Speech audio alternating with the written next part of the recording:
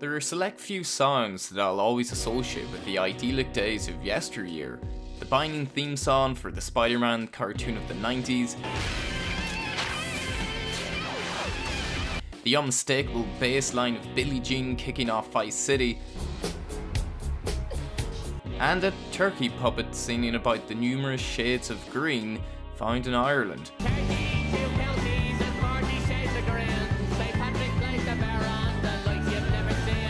However, one more small, brief noise that has been firmly entrenched in my mind from those days is a noise that the younger version of myself came to associate with unabashed quality and some of my favourite games of all time.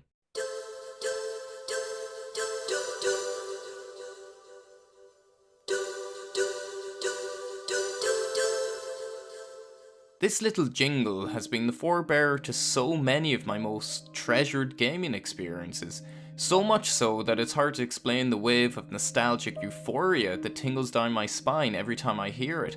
It conjures up the hard imagery of the Silent Hill series, the gloriously camp LSD-fueled Metal Gear Solid saga, the gothic ambience of Castlevania, and the magic of the Suikoden franchise. In short, Konami were at the epicenter of my formative years in gaming. They were responsible for developing games that maybe changed how I perceived and consumed video games. Games were no longer a surface-level passive experience. They were harbingers of multifaceted characters, engaging narratives, and genuinely emotional moments. Konami's games even managed to complement all of that with an almost unparalleled depth and diversity to each of their games' mechanics. It's not hyperbolic to say that Konami contributed enormously to building the games industry into something that could be taken seriously as an art form. But as I'm sitting here in the year of perfect sight, that wondrous Konami jingle has been absent from my ears for quite a long time. I thought I had made peace with the fact that the Konami I loved and the Konami that so influenced my taste growing up simply didn't exist anymore. But I'd be lying if I said I'm still okay with it. It's been tough watching a staple of my childhood and teen years slowly toss aside the wacky, wonderful people and franchises that made me fall in love with it in the first place. And yes, I do understand that Konami is a branching organisation that has its fingers in a lot of different pies, such as slot machines, pachinkos, arcade cabinets, and even physical fitness gyms in Japan, but it's the games I care about. Although it must be said, a strange part of me would love to show up at a Konami gym cosplaying as Solid Snake, whilst I lift dumbbells with pictures of Hideo Kojima on them. Anyway, it's the particular brand of games that Konami once provided in abundance that I find myself yearning for. Don't get me wrong, this has been a simply brilliant decade with some bona fide legendary games being released, but it recently hit me.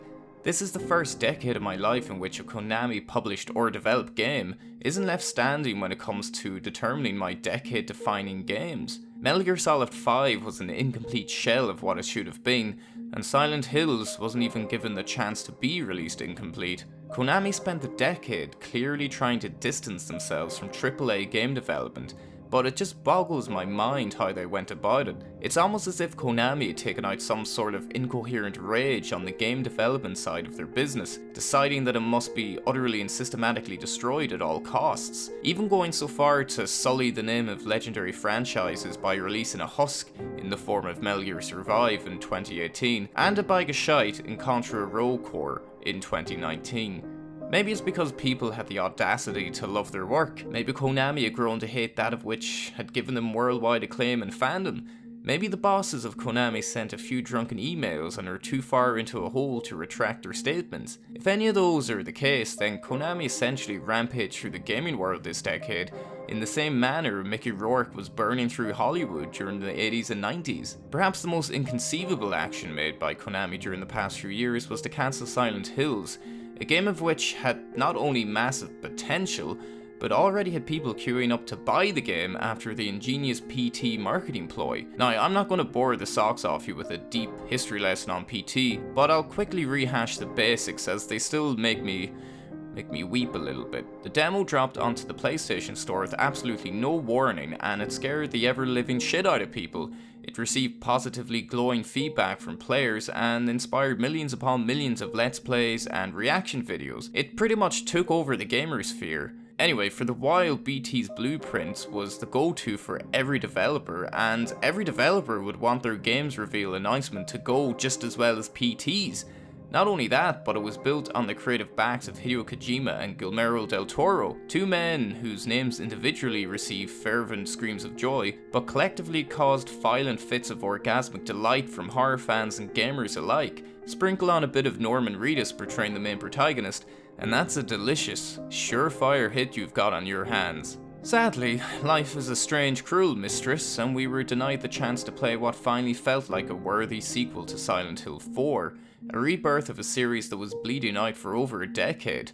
I've been very fond of the Silent Hill series for years, with Silent Hill 3 being my personal favourite, and for the first time since the PS2 era, I was extremely excited about a new entry in the series. I was actually allowing myself to believe that a Silent Hill game could be a fantastic game independent of Team Silent's development team, and that Del Toro and Kojima were the right people to steer Silent Hill back towards its rightful place. However, as fate would have it, Konami decided that the game was either not worth the hassle or money to develop, or some behind the scenes shenanigans or power struggle ultimately caused the cord to be cut. It felt like a world-weary, heartless old man had stuck a needle into my balloon of hope and expectation.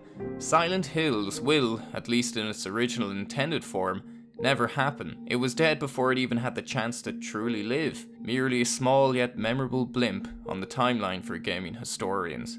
And I think that that's why, even though a few years have passed since the news of PT's cancellation hit, it still sucks a cactus to think about.